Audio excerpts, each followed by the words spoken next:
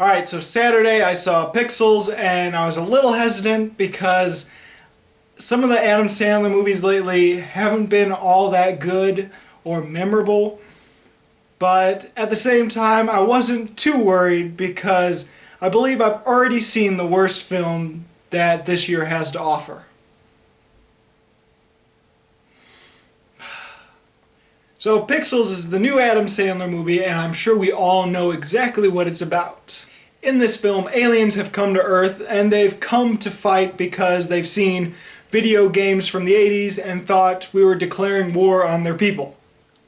And so the aliens set up these trials where our heroes have to fight video game characters along the same rules of the video game, and if we lose 3 times, well, it's game over for Earth.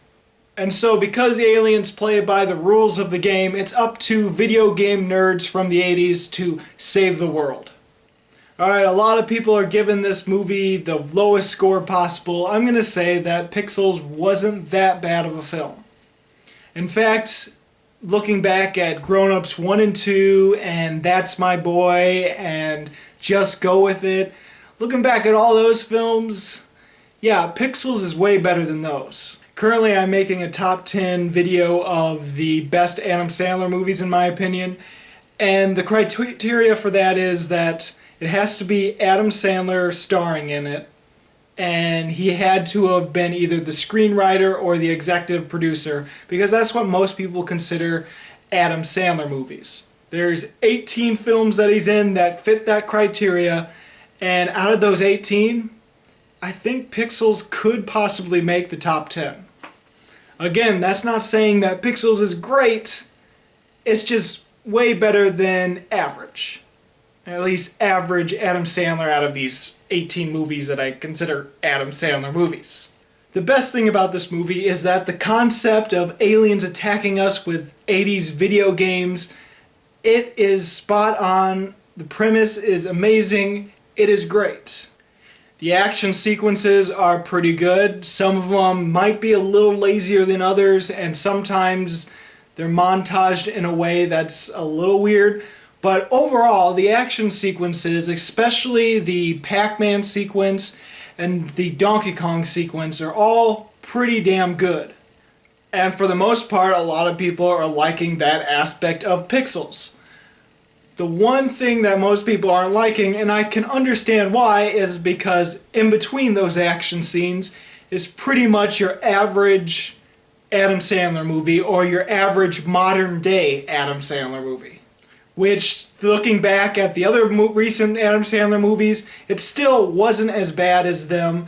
There are moments where it's just not funny, there are moments where I didn't laugh that much, but at the same time there are some moments where I did laugh and I did chuckle and I did have some fun with the in-between scenes of Pixels. Adam Sandler was his usual self, which isn't too bad, but at the same time it isn't great. Kevin James actually played a little bit more seriously, which I'm a little surprised, because he wasn't the clumsy oaf that he tends to be in Adam Sandler movies. So I have to commend him for that, at least. He's also the President of the United States. He's the President of the United States. That sounds pretty crazy. And for the most part, with him being the president, I kind of buy it.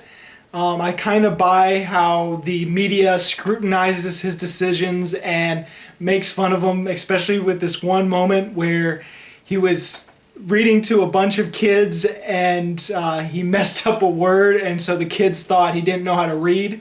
So while in the movie his decisions and him being the president does make sense and I do buy, at the same time I still find it ridiculous that he ended up being the president in the first place, even though technically he's not Kevin James, he's just playing a character, but it's still really weird. And honestly, the best part of the movie is what I thought would be the best part and what I was hoping would be the best part for me is Peter Dinklage, which I love him. He's a really good actor. He's pretty much great in almost everything I've seen, even when he's a side character. He's this completely douchey and arrogant video game player, and he owns it. Even the way he looks, it almost feels like it's Adam Sandler trying to make him as goofy as possible in appearance, kind of like what he does with his friends from Saturday Night Live when he puts them in his movies. They tend to be like the goofiest and the stupidest and the weirdest type of people. Just look at Grown Ups, both of them. But Peter Dinklage owns it. He's awesome. He's almost everything he says in the movie is pretty damn funny. Even when it's the kid version of him, because at the beginning of the film it's the people that are adults in the movie as kids during the 80s and playing video games in this contest, and even that was funny. I think the one that misses the most when it comes comedy-wise is Josh Gad, which I'm not a big fan. I've only really seen The Wedding Singer and Pixels. I think that's the only movies I've seen with him in it. But there are some moments where he is kind of funny. I liked his conspiracy get-up, but at the same time, some of the things that he does to try to make himself funny is just scream as loudly as he can. And for sometimes it works. There's this one time it's because he's yelling to someone that's upstairs or something, so it makes sense that he's yelling. And then another time he does like a drill sergeant kind of thing, and I can understand why he's yelling there.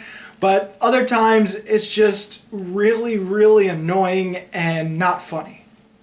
Heck, even frickin' Sean Bean was in this movie, and so I have to love it a little just because he's frickin' in it.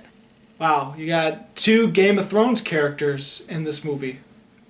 I never thought I would say that 2 characters from Game of Thrones is in an Adam Sandler movie. What are the odds? And just like almost all the other Adam Sandler movies, even some of the older Adam Sandler movies, there is a romantic subplot, and it goes about it the same way as every other Adam Sandler movie. It looks like they're going to hook up, but then they don't. And they're very immature with each other, very childish, and they hate each other. And then somehow Adam Sandler does something that gets them to like him, and then they love each other at the end of the movie. It's the same exact thing that happens in every other Adam Sandler movie. And while there's been worse romantic comedies and worse romantic subplots in an Adam Sandler movie, this one is still really average and not that fleshed out. But then again, it's an Adam Sandler movie of modern day, so you kind of expect that. There are moments where the film does feel lazy. There are moments where it feels a little spectacular and great. And then there are other things in this film where it feels like it is striding to be better than the other Adam Sandler movies. And it does feel like it's trying to get to something that resembles character development, but just not making it there and just not making it so that the characters are completely fully fleshed out. But ultimately, I gotta say that I did find myself enjoying it a little bit. I do feel it's the better Adam Sandler movies out of the ones I've mentioned. For now, I'm just gonna give Pixels 3 stars. I know it's technically still a fresh score, but overall it's a really average score out of 5. 3's not that good, and oftentimes even 3.5 movies don't even make it in my top 50 of the year. So it's not gonna be in my worst list of the year, but it's not gonna be anywhere near best of this year, so it's pretty average film. But like I said, if you do not like Adam Sandler films, you're not gonna like this film. Don't bother going. And if you did used to like Adam Sandler films but aren't liking what he's doing today, and you're really hoping this will be great because of the whole concept, you might be disappointed with this film because, like I said, it's pretty modern day Adam Sandler with the addition of the Pixels attack, and you might feel like it's a complete missed opportunity and absolutely hate the film. So have you seen Pixels? What did you think about it? Go ahead and comment. If you haven't, what is your favorite Adam Sandler movie? I am not going to mention mine because I am making a top 10 list and don't want to give it away. As always, this is Bruce Gifford, and this was Just My Opinion.